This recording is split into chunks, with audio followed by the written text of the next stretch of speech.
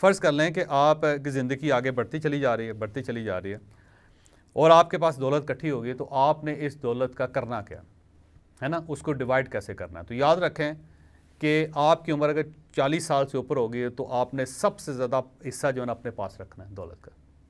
40 साल के बाद आपने अपनी औलाद को कम पैसे देने हैं, क्योंकि याद रखें कि दुनिया में जो बिज़नेस है वो बगैर पैसे के होता है, पैसों के साथ नहीं होता। अगर वो पैसों के साथ बच्चा कह रहा है मुझे पैसे दें तो मैं बिज़नेस करूंगा, तो उसने ज़िंदगी में पैसों के साथ बिज़नेस नहीं करना, क्योंकि पैसों के साथ बिज़नेस होता ही नहीं।